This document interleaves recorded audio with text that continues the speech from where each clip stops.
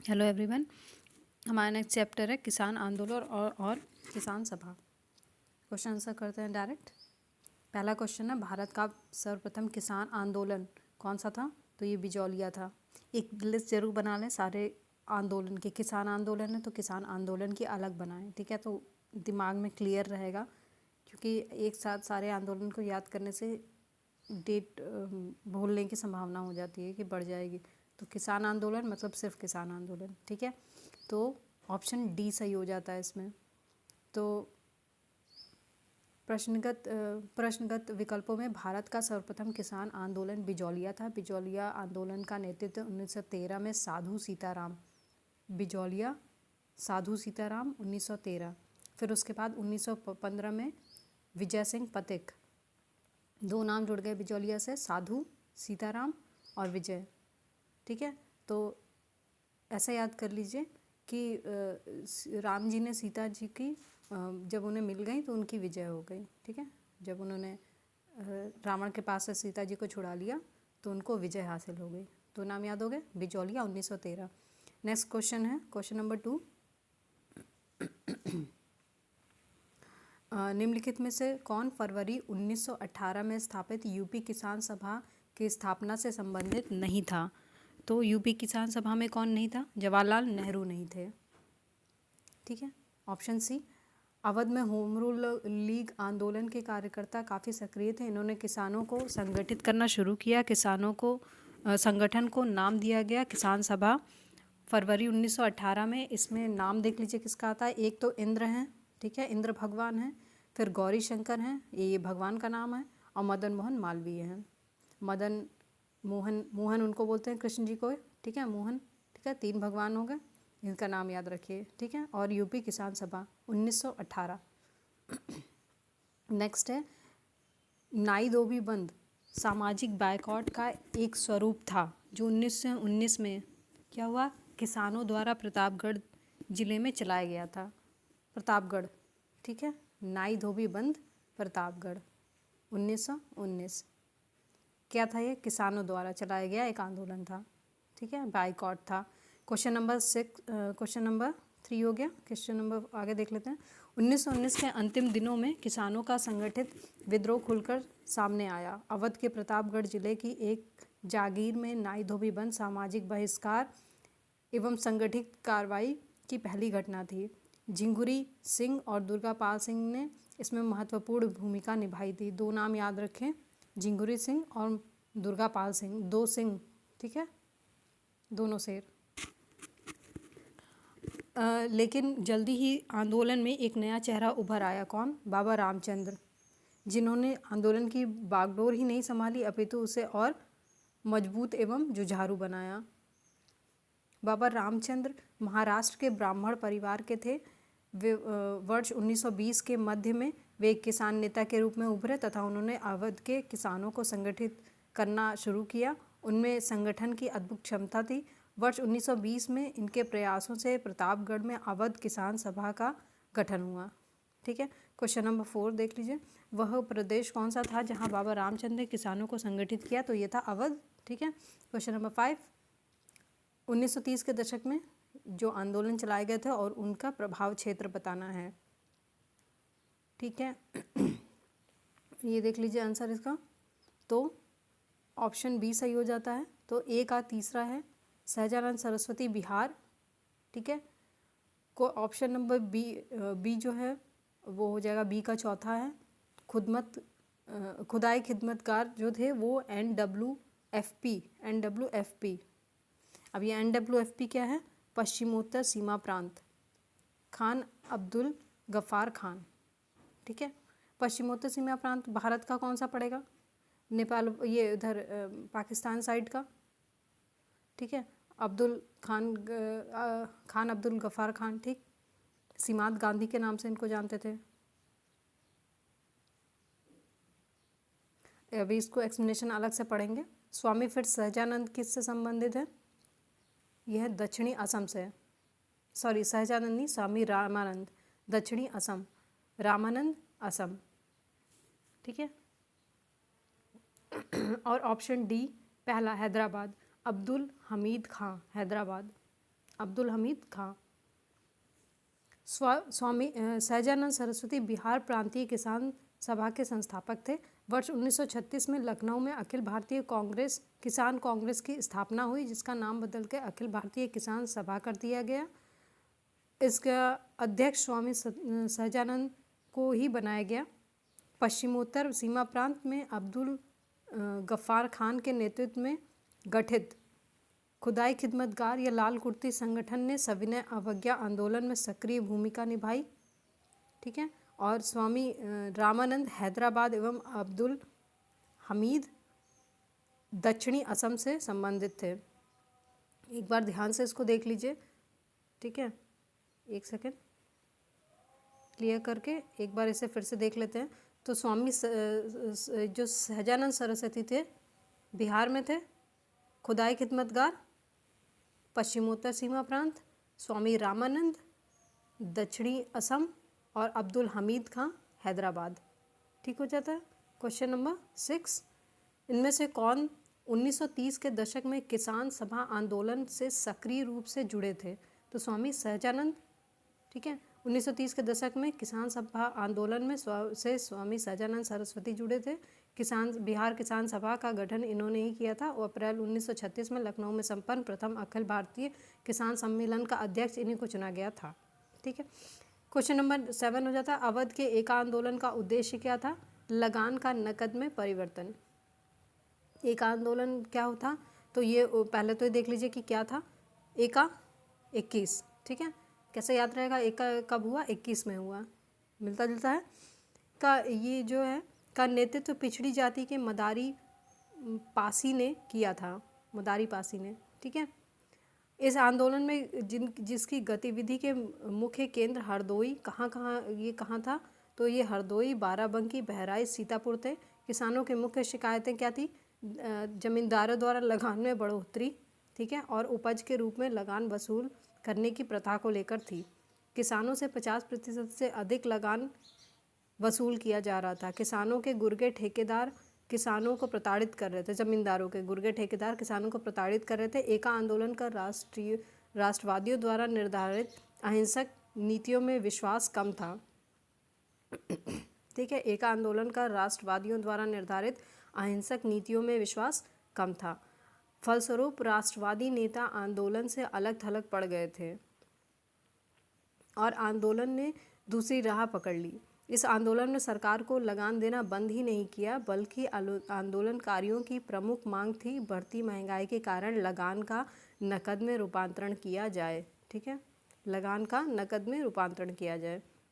Question number 8, Bihar प्रांतीय किसान सभा का गठन किसने किया था? तो ये बिहार वाला प्रांतीय किसान सभा अभी अभी हमने देखा स्वामी सहजानंद सरस्वती में किया था। अच्छा, इसमें ये नाम किस किस का नाम आ जाता है? तो इस सभा का विस्तार बिहार के गांवों में करने में उन्हें कौन कौन थे? कार्यानंद शर्मा थे, राहुल सांकृत्यायन थे, पंचानन शर्मा थे, मधुनंदन शर्मा थे आदि वामपंथी नेताओं का सहयोग मिला। राहुल सांकृत्यायन तो इनकी बुक्स वगैरह बहुत चली हैं। Question number 9, Swami Sahajanand. ठीक है, याद हो गया। क्वेश्चन नंबर 10, अखिल भारतीय किसान सभा प्रथम सत्र की अध्यक्षता। ठीक है, रिपीटेड क्वेश्चन है।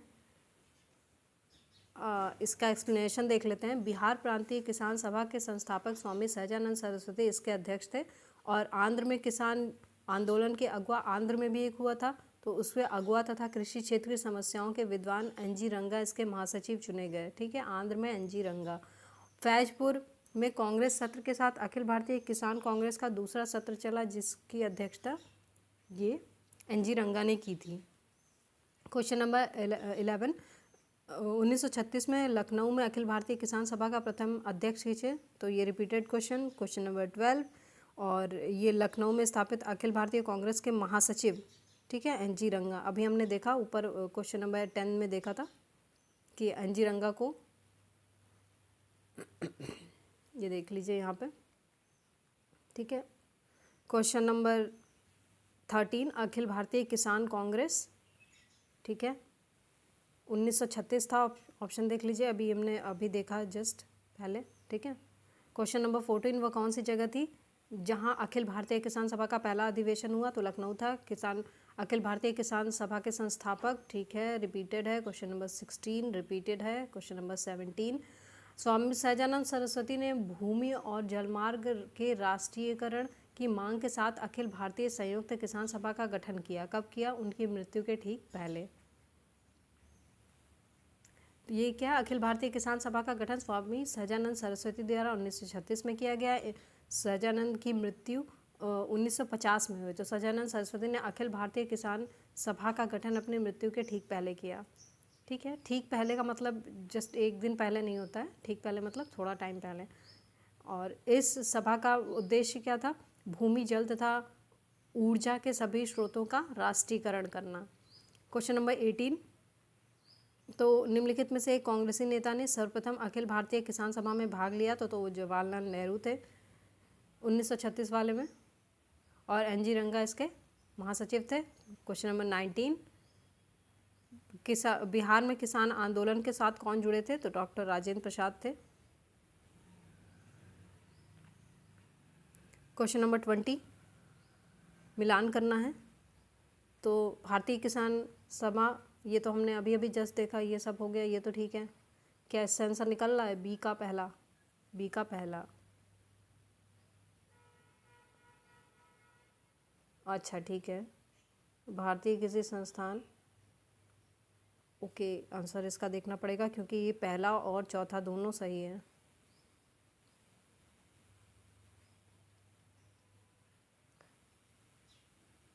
अच्छा ठीक है, पहले ऐसा करते हैं, मिलान कर लेते हैं, देन उसका एक्सप्लेनेशन देख लेते हैं। तो ए का दूसरा हो जाएगा, बारदोली वल्लभ भाई पटेल से रिलेटेड है। बी का चौथा हो जाएगा, भारतीय किसान संस्थान एनजी रंगा। बंगाल प्रजा पार्टी, ठीक है, तो ये हो गया फजलुल हक, ठीक है, बंगाल प्रजा पार्टी फजलुल हक। और बाकाष्ठ संघर्ष, ये जुड़ गया है स्वामी श्रद्धानंद है, ये सहजानंद नहीं है, सॉरी मुझसे गलती हो गई, सहजानंद नहीं है, श्रद्धानंद है। बाकाष्ठ संघर्ष जो है वो श्रद्धानंद से जुड़ा हुआ है। ठीक है, तब तो सही हो गया। और उस हिसाब से अगर हम बी का चौथा लगाते तो हमें दो ऑप्शन में से, मतलब इन दोनों में से फिर चूज़ करना होता। तो हमें इसके बारदोली सत्याग्रह भी हमें पता था, बी ए का दूसरा, तो फिर हमारा आंसर निकल आता। ठीक है,